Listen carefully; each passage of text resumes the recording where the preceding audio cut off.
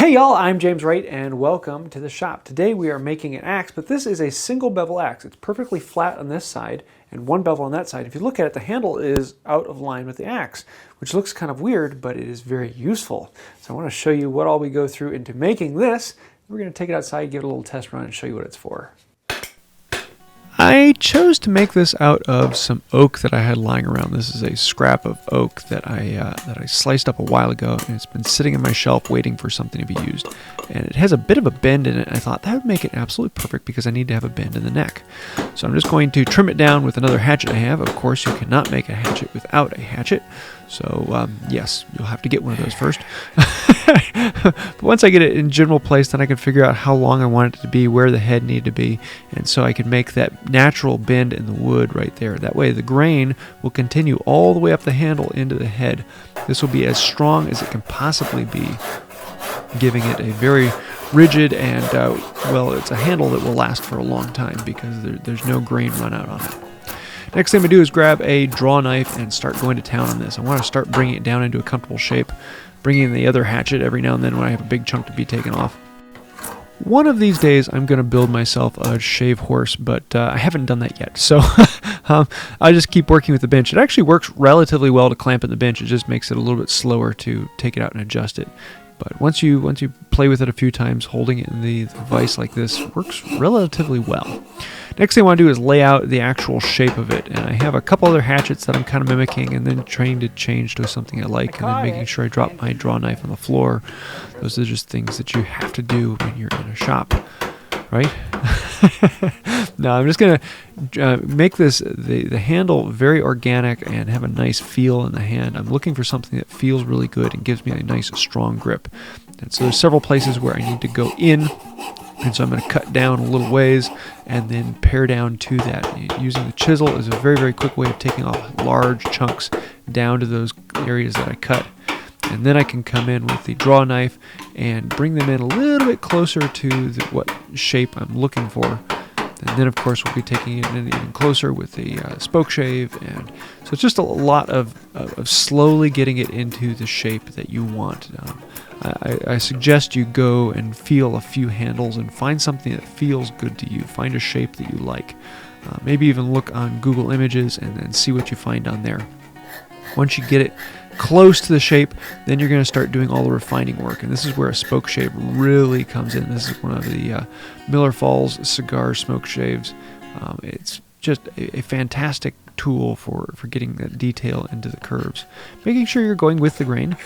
You go against the grain and you start getting these large chunks of tear out. I do have this one that I pull out whenever I want to do some really fine-tuned one. This is one that I made a while ago. So if you look up Wood by Wright making a spoke shave, you'll see the video where I made this one. And then once we get it really close to where I want it, I'm going to bring in the card scraper and scrape it all down, get rid of all of the facets left from the spoke shave, and make sure it's what I'm looking for. I'm going to feel the handle several times, and that will tell me exactly where these little bumps and ridges are. Bring in the spoke shave and clean it up. Now that we have the handle pretty close to where we want it, let's start working on the head. And the first thing to do is put the head on there and then trace out the line. So I'm going to sharpen a pencil, put it down in there, and make sure that my line follows the inside shape of the head. And then I can marker it in, and I know that this is a little bit larger than I need to be, but larger is better because I can always remove more material. I can't always add it. I'm going to bring in a scrub plane and get it down closer to the line. I'm only going to do this on the front and back ends, and then the rest I'm going to be doing with the chisel. I want to get this front face parallel at the right thickness all the way down where the head will slide on. Because hanging a hatchet is a fun thing. But for the sides, I want to actually have a shoulder sticking out on either side, and so I'm going to cut down a little ways, eyeballing exactly how far I need to cut down, and then stopping short of it because I can always cut farther. I can't always uncut what has been cut. Coming in with the chisel and creating the rough shape. Remember, keeping it larger than we need to. Taking it down to that shoulder that we cut down with the saw. This will at least get us closer to it so that we can then start filing and rasping it off. I have a collection of rasps, and this is a Japanese file that I've used a few times, and it takes off material very quickly. And sometimes I use it, sometimes I don't. It's great on flat surfaces or these large rounded surfaces. But I don't like it as much for some of the more detailed things because it is fairly aggressive even with the fine-tooth side. But for most of the time for hanging an axe, this actually works really well. Though I will bring in other files later on when I want to fine-tune it and get it closer.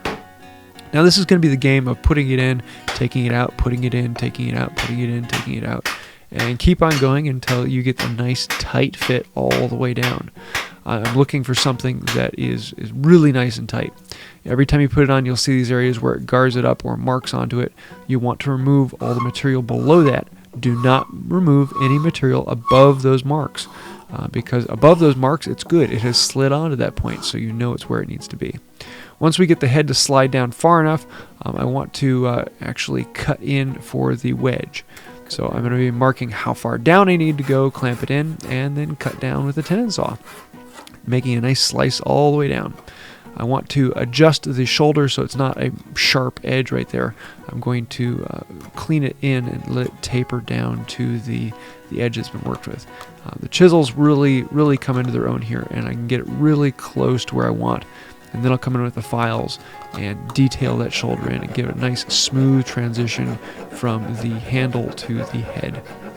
The smoother the transition, number one, the nicer it looks, but number two, it creates less of a stress point. For the wedge, I'm using a piece of hickory. This is about 1/4 inch thick, but I'm going to be planing it down to a little bit thinner, so it'll end up being about 1/8 inch at one end. Actually, it was a little over 1/8 inch I left on this down to 0 at the other end. Using some double-sided tape works really well, so I can plane it right off the end of the bench, and I can get this really beautiful wedge. Just be careful, the tip is delicate, save it, and it will help you out. And now we can fit the head in place, hang it down on, and drive in the wedge. One of the tricks is when it gets down in there, you can tap it in a little ways, but the easiest way is to hold the handle and then tap the head and let it go in all the way. Here, I'll do that in just a moment here.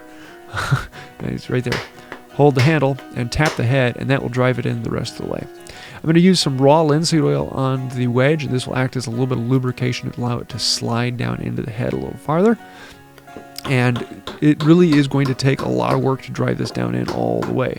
And yeah, there's a lot of pounding. It was probably about 5 minutes making sure that this wedge went down nice and straight all the way down, nice and clean, until I was very happy with it and it went down to the depth I was expecting.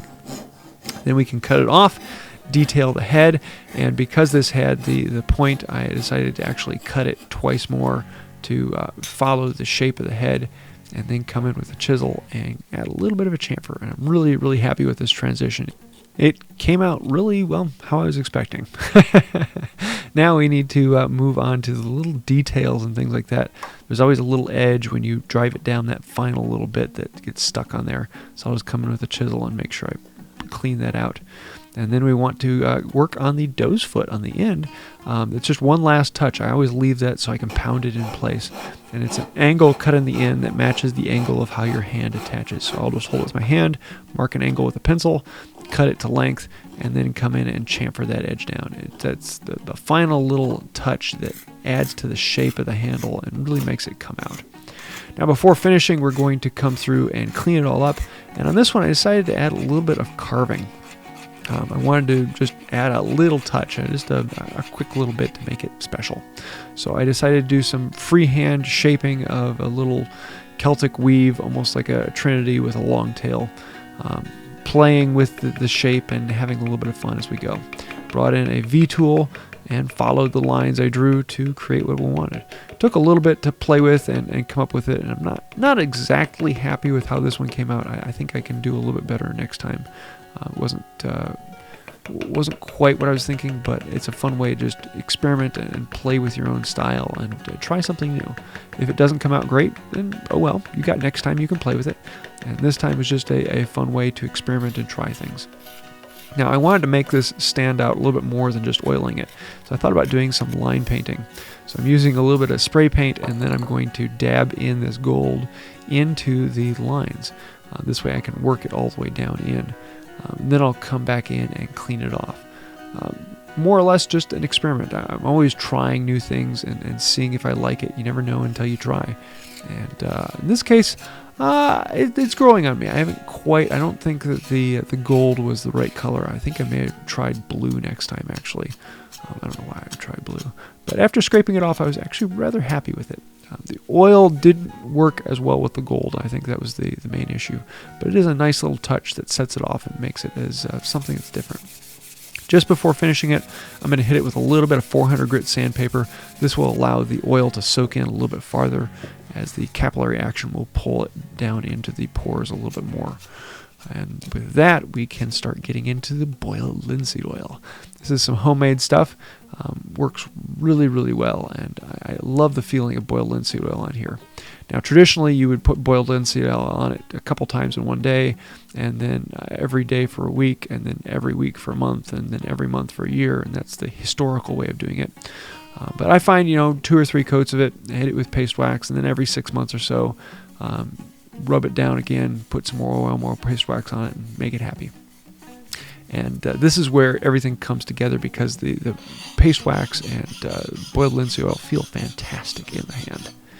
This was this needed a good bit more work than I was originally expecting to sharpen up all the way, and so I had to take it to my coarsest diamond stone to really file the edge down to where I wanted it, and then I could come in with the puck and sharpen it up and make it pretty close to where I wanted. I didn't take the time to make it exactly sharp, but I got it close enough to play with the idea and shoot the video. I'm going to probably spend some more time on it here soon when I don't have someone standing on my shoulder trying to video the work. So there it goes. Something a little bit different, something to have a little bit of fun with, and you can see how this is just a weird looking axe. So let's actually take it outside and show you why the handle is bent that way, because it is a little bit different. So one of the things with a regular hatchet or axe, because it's double bevel, you can always come in at an angle, and you're almost always catching, because you don't have to worry about the angle so much. But the problem is you're always going to be scooping the wood with it. With this, it's straight enough that you can come in and you can clean and smooth the wood, and you can get a nice clean surface. The problem is, if you're not straight on the angle, the head hits it, and you'll get this bounce where it goes, bounces off like that. So it takes a lot of learning, which I have not fully gotten into, in order to be able to swing it all the way. So when you're coming up here on the surface, this is where the bent handle comes in well, is I can keep my hand out of the way, and I can still clean the surface. Takes a bit of work. My arm is already worn out from this little bit. I need to actually work at this some more. There you have it. This is a fun one. I really like the feel of this. The handle just, it feels really good. And I was kind of experimenting a little bit with the Celtic pinstriping. So I'd love to hear your thoughts on that. I hope you enjoyed this project. This was kind of a fun one for me. Anytime I get to put an antique head on a new handle, I am in love with it. So I hope you like that. And if you do have any questions or ideas or thoughts, let me know those down below. I do read through as many comments as I can possibly get through. So I think that's about it for today. And until next time, have a wonderful day. Now let's go outside and bury the hatchet.